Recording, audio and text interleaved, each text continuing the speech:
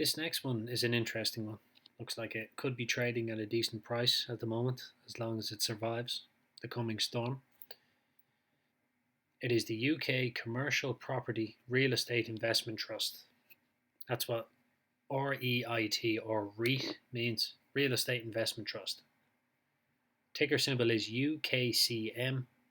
It's based in Guernsey in the United Kingdom. It was founded in 2006. Pays a dividend 4 times per year. The current dividend yield is 6.17%, which is good, pretty high.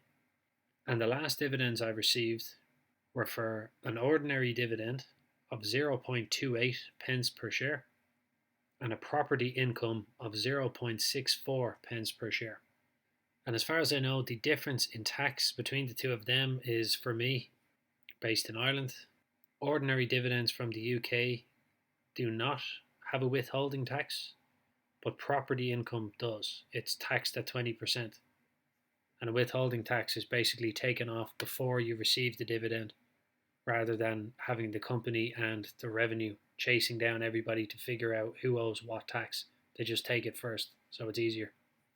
But it's down about 30% on this graph. Now this is just trading 212's graph, and on the long-term graph it seems to be back where it was around about 2007, so a year after they opened. But I'll show you the long-term graph in a minute. So what this company does is that they invest into real estate, and it says here up to 15% of their total assets are invested into indirect property funds, which include other listed investment companies. And it invests mainly in 4 commercial sectors, which are office, retail, industrial, and alternatives. At the moment, UKCM has a market cap of £705 million, and a market cap is the value of the company that's decided by the stock market, how many people are invested in it. The price to earnings ratio is 2.99, and I found on a website, now it's only one single source of information, so take it with a grain of salt, but I saw that the real estate investment trust industry of the UK is trading at a PE ratio of 27.5, which means that this would be considered cheap at the moment or oversold. Now, that doesn't mean it's necessarily a buy. It just means that at the moment, one single method of measurement, which is the price to earnings ratio, is saying that it's cheap. Their current revenue is £266 million. Their earnings per share is 18 pence, which is the earnings of the company compared to how many shares there is in circulation. And the dividend yield is 6.17%, which is not too high, but it is a bit. Like, it's just crossing over the kind of 3 to 5% sweet spot. It's just a little bit over that, so tiny bit of risk. Now, the profit margins, on the other hand, look quite good. Over the last year, it's about 89%, and over the last quarter, it's about 91%, so good and good. The debt to assets also looks very good. The annual debt to assets ratio is 17%, which is very low, and over the last quarter is the same. So, by the looks of it, within the last year, they have not increased their debt. Or a better way of phrasing that is, they haven't announced that they've increased their debt. Because as you will learn as time goes on, the companies will withhold information, they'll lie about it or cook the books, as they say, and they'll just cherry pick the information that they want people to hear.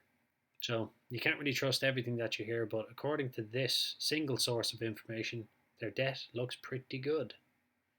And finally, annual cash flow from operating is about £38 million. From investing is negative £124 million, and from financing is £5.17 million. On the long-term graph, it's not looking too good. So this graph shows the last 5 years, but when I go to maximum, it will show pretty much the entire stock market history. So the company was founded in 2006, and this graph goes back to 2006. So it looks as though not long after their IPO, or initial public offering, which is when they kind of announced themselves to the stock market, it fell for what looks like 2-3 years, 2008 crisis, and then it's kind of up and down, kind of staying in the same range for the decade. And then we have lockdown. That's right here. This little period is the absolute madness that occurred when everybody was at home and they were being given stimulus checks and you couldn't go out and spend your money. So I know Trading 212, the platform I use, they actually had to stop taking on new people because they couldn't handle it. There were so many people trying to open up accounts that they actually just stopped allowing new members to join, which in fairness to them, fair play, because a lot of companies would have gotten very greedy and just taken as much as they possibly could. But obviously, the management there knew that it was a bad idea. They were biting off more than they could chew, so they stopped. So, fair play. We have the 8th of April 2022, which looks to be a high point, 92 cents, or pence, I should say. And we have since fallen down to what looks like the bottom of the dip in lockdown. That's 51.5 pence, 54.5. So we're getting very close to the lowest we've been on this graph by the looks of it ever. It's quite scary. So I would not throw my life savings in here, but at the moment I think it is a risk worth taking because I know that the UK is not doing particularly well at the moment, and that's the time to buy as much as you possibly can, as long as you're comfortable with it, of course. You don't dive headfirst into everything that's going red, but you have to take advantage of opportunities like this. I can do it because I'm not going to be throwing tens of thousands or even thousands in. I'm going to be putting small pieces into companies as they have drops like this, and hopefully that the accumulation of all of those discounts ends up as something nice in 30, 40, 50 years. So the 52-week high, the highest it's been in the last 52 weeks, is 95 pence per share. And the lowest it's been is 52 pence per share. So we are very close to the lowest it's been in the last year from today. So this dividend history is pretty interesting. It's one of the most rigid ones I've seen. 2008, we've got 4 pence per share. 2009, we've got 5 pence per share.